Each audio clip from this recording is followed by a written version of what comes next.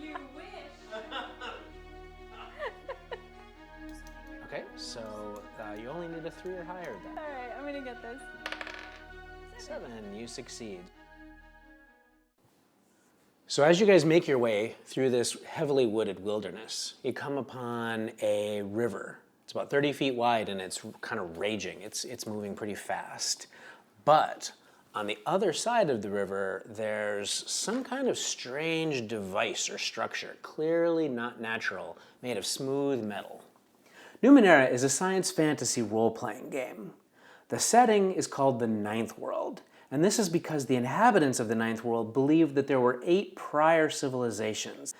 Now, the Ninth World exists 1 billion years in our future, and so these 8 civilizations had lots of time to rise to incredible heights and then fade away again. And when I say incredible heights, I mean great advances in biotechnology, nanotechnology, interstellar travel, interdimensional travel. All kinds of wonders were discovered by these people. But those civilizations are now gone.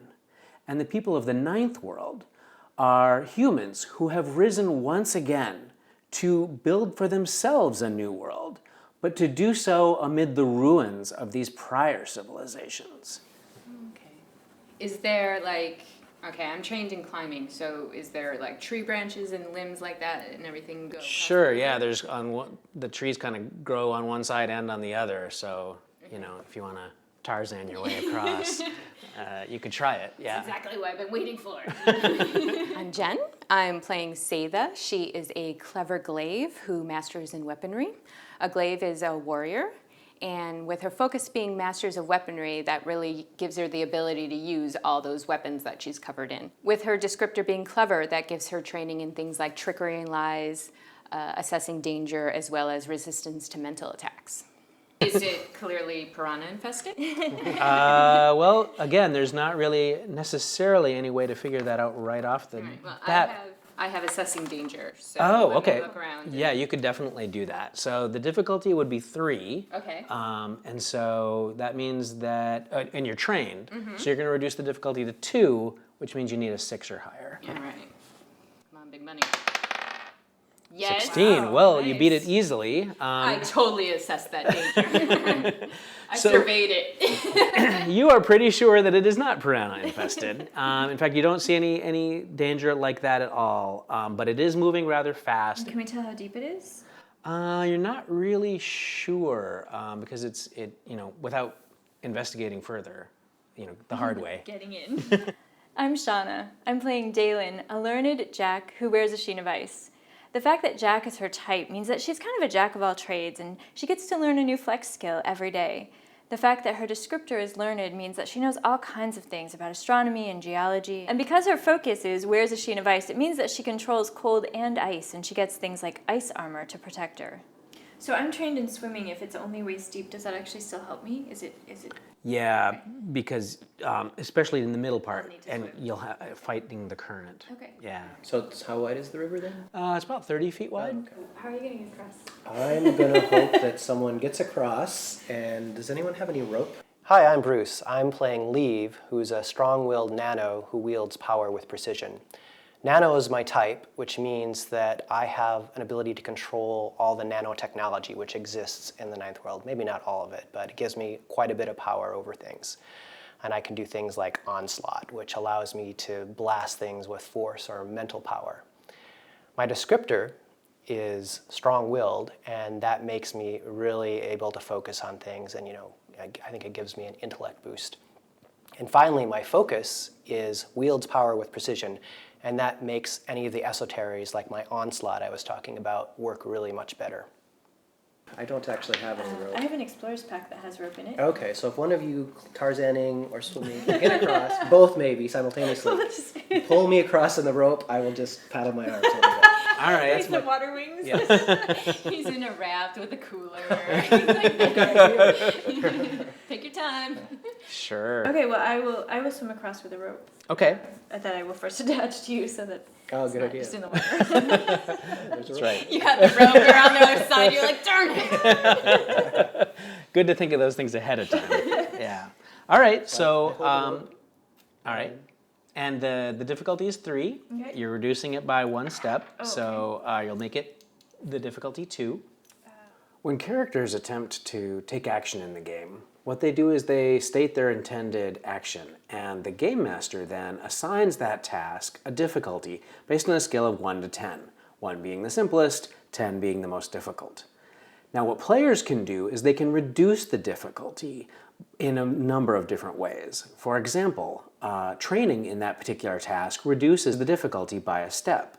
An asset, such as the right tool in the right situation, might reduce the difficulty by another step.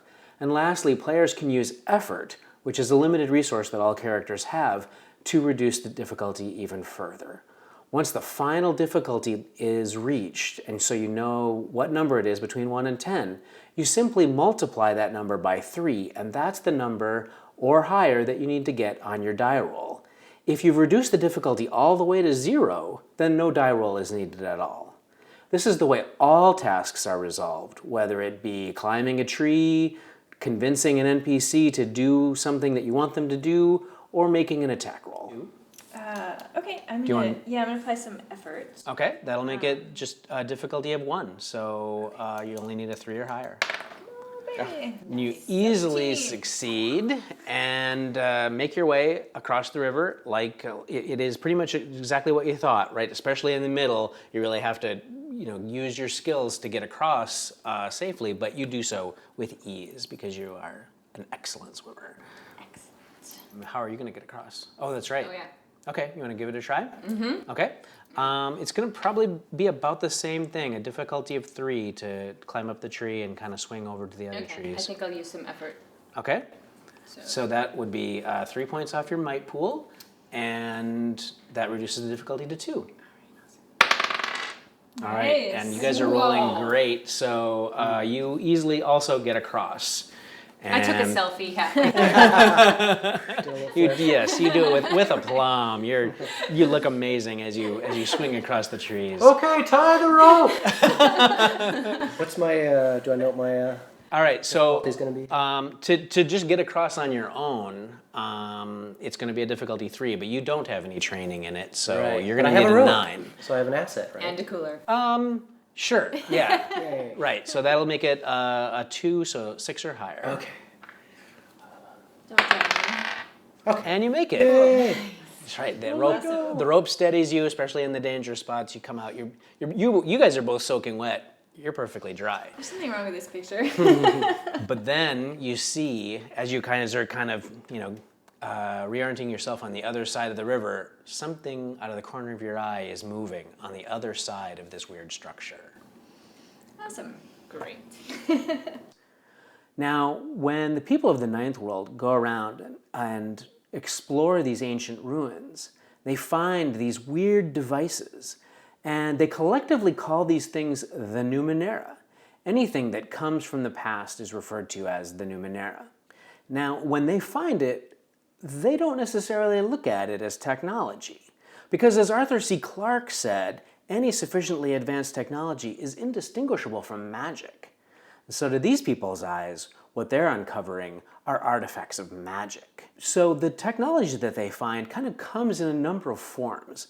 The first and foremost of them are called ciphers. And every player character in Numenera has ciphers that give them limited one-shot abilities to do really amazing, seemingly magical things. Other more potent things are called artifacts. They have a longer lasting ability. They come later in the game. So player characters in Numenera explore ancient ruins, find these great wonders of the past, and then use them to build a present and hopefully a future. So the creature that comes around from the side of this device is kind of this hulking humanoid brute. But the weird thing about it is that its head, which is kind of a wide, almost skull-like thing with skin taut against bone, it's not fully attached to the creature, the rest of the creature. It's floating freely above it, looking at you. Oh, have we ever seen or heard of anything like that And when I say that, it's because I'm trained in the Numenera. So, You can see if maybe you've heard about something like this before. You've certainly never encountered it directly. okay. So the difficulty would normally be 4, but you're trained, so it would be 3. Okay, I think I'm still going to use a level of effort to Okay. try and bring that down a little. Okay. So that makes it 2, so you need a 6. Alrighty. Nice. And you get a 9. So, yeah, you remember sometime, maybe in one of your books when you're studying, you read about a creature like this called a Nevagen. Nevagen. And you know that these things are not necessarily hostile, not necessarily overly friendly, but they do sometimes know secrets. Okay, well, I will caution my companions. I say, I recognize this entity, and I will just kind of oversell it. I say, it's a friendly entity, knows much. Well, I have an inability in lore and knowledge, so I'm just going to start trying to trade beadwork with it, or bribe it with cranberries, and Wait, watch you have- watch the magic happen. Cranberries? So now you know who you can bribe. Yeah, that comes in Explorer's Pack. Do you want to talk to it? No, I have an inability in charm and persuasion. I'm surprised you didn't notice this already. I just thought that was your style. There's all the We're belching. gonna hang back. You go, All Tony. right. I say, welcome, creature. We're here to explore this structure. Do you live here? He seems to understand you, Okay. and he replies back in your own language, "What do you know of this?" And he seems to motion toward the structure, device, whatever it is. Say, we heard that there was a strange structure over here, and that is why we're here. We're here to explore it. What can you tell us about it? He seems hesitant at first, and Say- you're probably going to need I to... say, maybe we can trade some information or something. Okay. So you're going to need to make a roll for this interaction to just kind of see just how amazingly charming you are to this weird alien creature. I'm not particularly trained in any of that sort of thing, so I'll just do it naked-brained. Okay. I will use a level of effort again. Okay, so the difficulty before, that'll make it 3, so you need a 9. All right. Let's use this. But you only get a 5. You tripped and insulted its mother. So instead of replying, it just it kind of turns that weird floating head, looks at the side of the device, and you can see now you're kind of on the other side of it, the side that's not facing the river. There seems to be like a panel or a door set into the side of it. Not really sure, which of those things it is, but he kind of looks at it. And then he backs away and doesn't say anything. Oh, well, I apologize to the Nevagen for inadvertently casting aspersion on its ancestry and walk over to the device and say, "Oh, what do we have here?" You're so fickle. Enough with you. All right, I will, unless someone else has some ability to do some technical or electrical or stuff, I can try and use my Numenera training to try and figure this out. I could use my training in assessing danger. Okay. Yeah. Let's do that. Does the Nevagen seem to care that we're approaching his doorway thing? No, in fact, he just seems to have stepped back, maybe 5 or 6 paces, and he's just watching what happens next. Make anyone else nervous? Yeah, a little bit. Maybe he's just one of those creatures that watches things. Right, that's his whole job. Something might happen. I want that job. Right. I hope this is not his house. Maybe he just locked his. Yeah, he lost his keys. Yeah. Or he All right, doesn't well- want to admit it. So, at this point, based on its weird reaction, normally the difficulty you'd have to make a roll for assessing danger. But at this point, the situation has kind of reduced that difficulty down to 0, which means there's no die roll involved. Okay. You can see that there's something dangerous about this panel, this doorway. Okay. Hey, there's something dangerous about the panel. Ooh, I back off too. Or just, Like, yeah, I'm looking at him, I'm looking at the panel, he's looking like, are they gonna do it? All right, well, that being the case, I will be more cautious Okay. when I investigate the panel. All right. For what that's worth, Okay. if anything. I'm gonna So, activate my ice armor just in case as well. Okay. And it looks cool. And it looks Yeah, awesome. so you coat yourself in a sheen of ice. You're all glittering and jewel-like now. Woohoo! I could tell you which buttons to push. No, okay, that's my bad. How much armor do you have? I actually have a ward. Oh, so you have the ward. yeah. Ah. have Well, I have nano- 2 points of armor, which I don't know, and I guess is more than probably not enough for this. But I am trained in speed defense, so I guess if something if I push, do you know how to get in yet? No, I haven't Okay, so actually if we done it. figured out how to get in, and it is dangerous, I could try to do it and then jump out of the way really fast. That sounds smart. Oh, no, it doesn't. Sounds smart to me. Sounds really smart to me. Like, yeah, You're the one let's jumping back. Well, I will very delicately try and figure out what's going on with this panel. Okay, it is going to be a hands-on sort of thing. Is it a intellect? Is it a Numenera? It would be using your Numenera training, right? So I will use that, and I will use yet more my intellect, another level of effort. Okay. So 3 more points from your pool.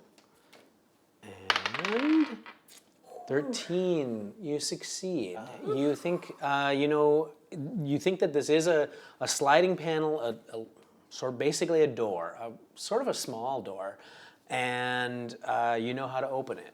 You found the control, there's like a small control panel, and you know how to open this, but your friend is telling you that it would be dangerous. Because the friend told me Here's that how- it would be dangerous. Here's how you open the door.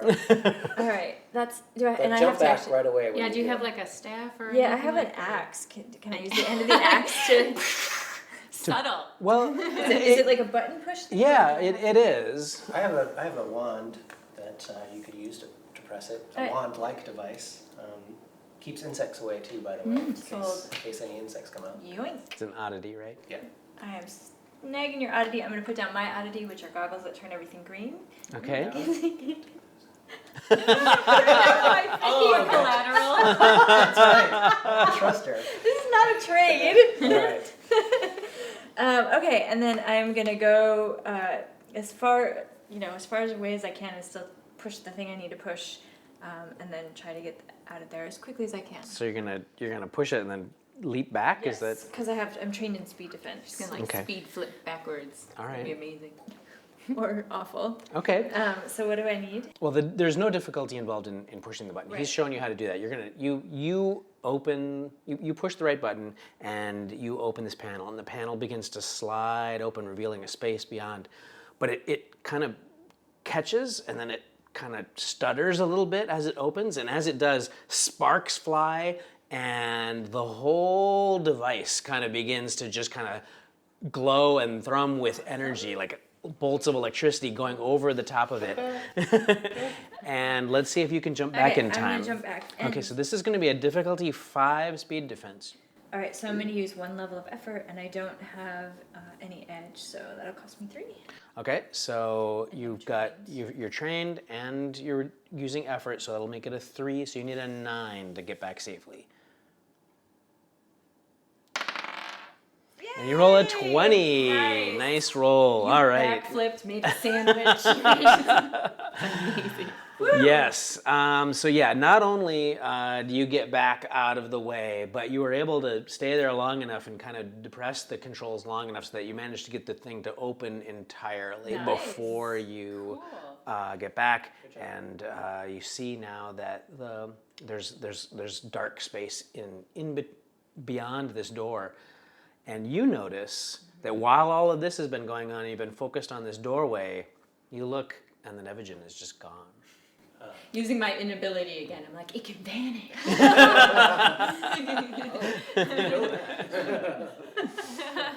However, you guys don't really have an opportunity to even think about the Nevigen's sudden disappearance because something else comes onto the scene. Now that you've got this panel door open, something comes out of the structure. And it's also humanoid in shape, but it's a completely different kind of creature. It's almost certainly mechanical in some way. It's made of metal and synth, and there's rubber tubing and wires, and it's got a long, weird neck with a kind of a small head with two glowing red eyes. And it makes kind of a weird, kind of high-pitched, squealing, beeping noise. And How big is it? it's a little bit taller than any of you. Oh, so big. Let's kill it. Well, You're not gonna try to Yes, I in its hands, it has some kind of long metal device that looks dangerous, even without a SS danger roll. Okay. Hello, creature. It doesn't seem to respond to you at all. In fact, it is clearly not happy that you have just opened this door, and so you're gonna have to roll initiative. I'm gonna need the book. Combat is handled pretty much like any other kind of task in the game. Players are going to be making rolls based on a level of difficulty, and that level comes from the level of the creature. So to attack a level 4 creature is just like attempting any difficulty 4 task. Now, the one thing to keep in mind is that in Numenera, players make all the rolls. That means that when a player's turn comes around to make an attack, they make an attack roll. But when the NPC's turn comes around to make an attack, the player makes a defensive roll. So you're looking for a 12. I took initiative as my Jack Flex skills. Oh, okay, cool. So you only need a 9. Well, All right, well, the two of you failed, but didn't you go first. You get ahead of it. Okay. So what do you want your action to be? It hasn't yet acted, but it's raising up this clearly dangerous looking thing and kind of pointing it in your general direction. Wand of friendship. That's right. I'm gonna assume that's not the wand of friendship, and I'm gonna blast it with onslaught and use force to try and blow the rivets out of its metal hide. Okay, cool. Can I assess what the difficulty might be? Well, you think it's going to be a difficulty 4, so you need a 12. I'm gonna use a level of effort to Okay. bring that down by. It means you only need a 9. Unfortunately, I only roll a 6. Okay, so your blast of energy goes past it and kind of hits the side of this thing, but doesn't seem to have any effect. You didn't even put a dent in the side of the device. It's too powerful for us. So now it's this automaton's turn, and it reacts in kind and shoots out a beam of energy at you. So now you're going to need to make a speed defense roll. Again, the difficulty is going to be 4, and it's shooting out this blast of red energy. Red energy. I don't actually have an edge in speed, but I'm still going to use a level of effort. Okay? Dodge out of the way. Okay. 12. 12 is a success. So you duck out of the way, the energy shoots by you, hits the ground, and sets a small part of the grass on fire. That's dangerous. nice. Safety tip. So now it's your turn. What do you do? All right. Well, I have a heavy crossbow. Okay. I'm gonna shoot at the thing, and I have the special ability of pierce, Okay. and so I'm going to use that, and I'm also going to use a point of effort. Okay. So if you use a level of effort, it's 3 points from your speed yes. pool, and then another point for Pierce. So it'll be a total of 4 minus your 1 edge. So for 3, but you'll be doing +1 damage now. Okay, awesome. And A 6, however, is not going to hit, and your crossbow bolt flies past it, goes through the door and down into the darkness somewhere. You don't. never Do we to hear be any- seen. do we hear Yeah, right. There's a floor. There's a floor. All right. Oh man. All right. So It's all on you. the only thing I have that might even do any damage to this thing is an axe. And am I close enough to wield an axe at it? You're close enough that you can take a couple of steps forward and move up Sweet, because you're sweet. all sort of within immediate range. I am going to do that, and I'm going to apply 1 level of effort to hit. Okay. So you're going to need a 9, Okay. but you only roll a 5. All right. So you swing and just kind of go over this thing's head. And it moves with some alacrity. It ducks down and you go past it. And that brings us back to your turn. All right. So Now I see it's all on you, things see? are going bad here, so I pull out one of my ciphers. I'm gonna pull out my shocker. Okay. I'm gonna Nice. activate it and I'm gonna charge it. All right, cool. So it's this kind of long rod, and when you activate it, it scintillates with energy at the end of it. Try rod of friendship on this. So I would like to, since I'm attacking it, would this be out of might or out of? It'd be if you're going to spend points, it'll be out of your might pool because it's a melee attack essentially. I'm gonna use a level of effort for my might then. Okay, so you need a 9 or higher, All right. and you roll a Nice. 20. Yes. All right, cool. In Numenera, what you roll on your die can sometimes change what happens when you attempt a task.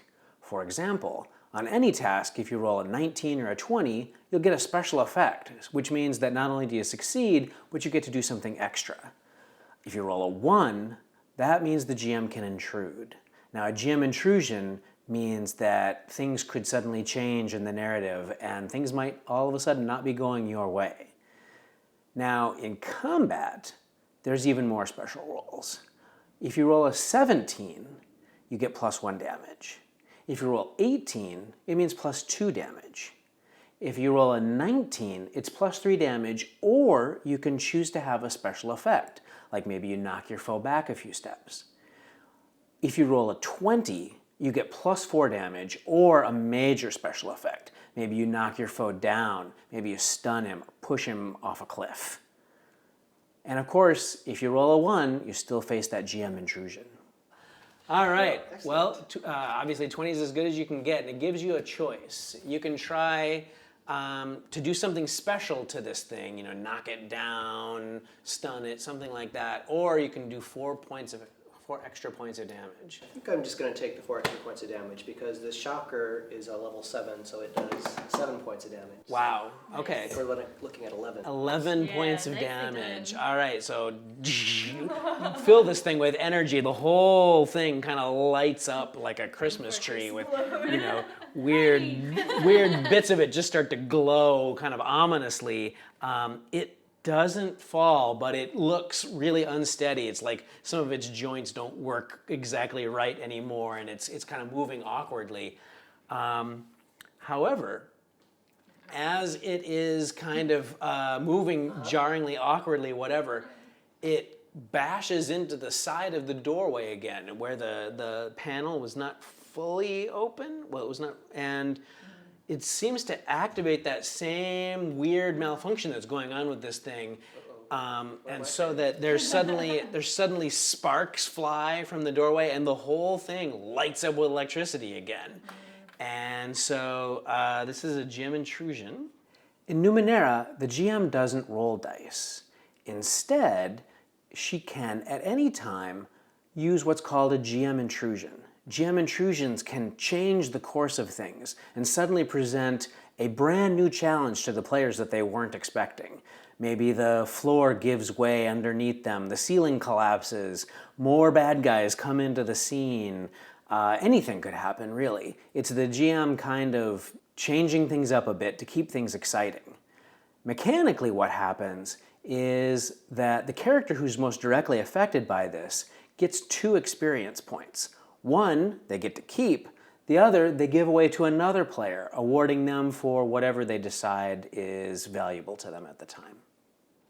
So that means you get 2 points. Because I'm standing right next to You're the one. Yeah, you've just moved. You've just moved up to shock it.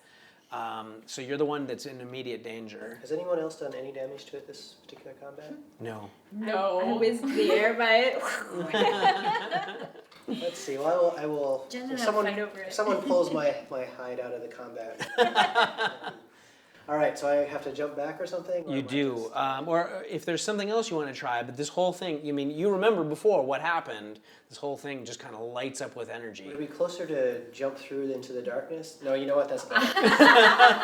Just jump. Okay, so it's going to be a speed defense, and it's going to be difficulty 5.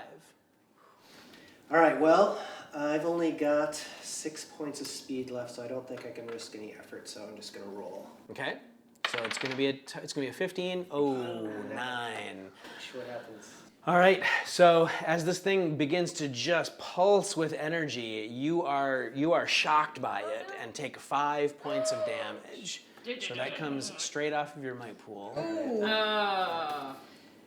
Is this? I have a little bit of armor from Ward. Does that suck that up, or do I take it all? This is kind of ambient damage, so I'm afraid armor is not going to apply. Alrighty, ouch. So yeah, you're down to 6 might. All right, and you do need to award an XP to somebody. I want cranberries later.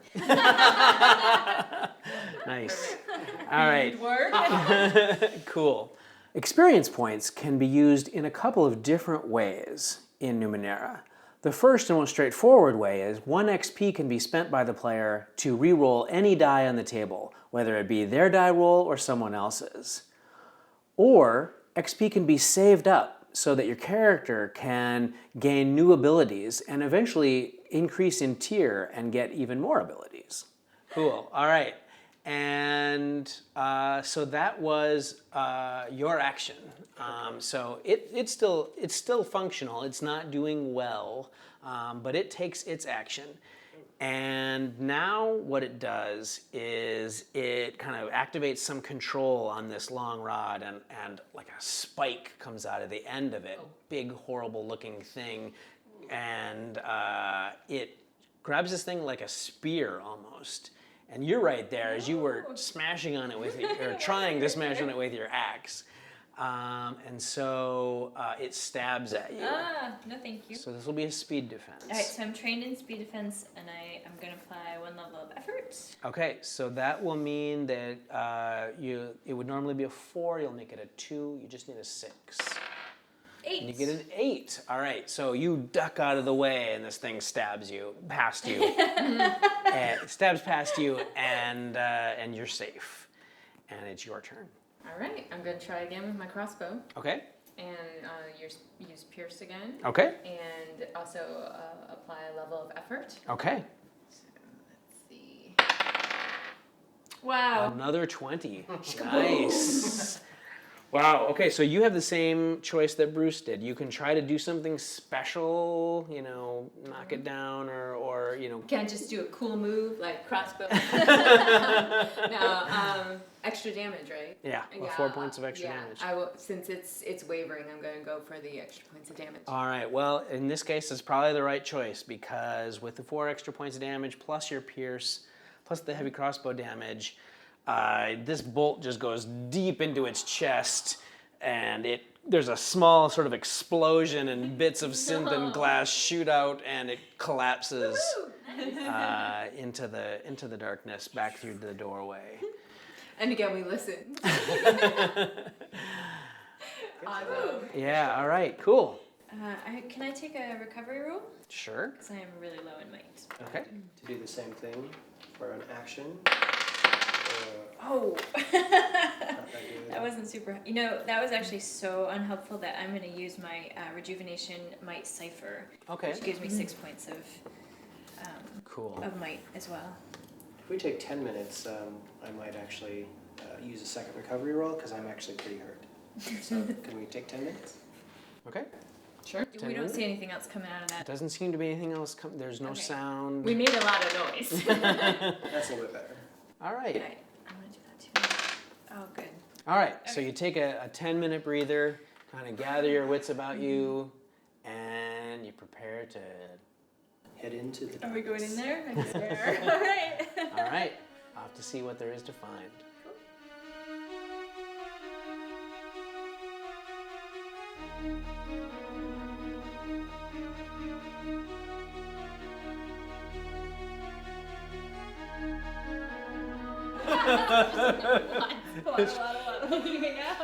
Well, if it's matching them up, it's actually trying to get the duck to look like, putting a little rouge on the duck and Get out there. That's Have right. confidence.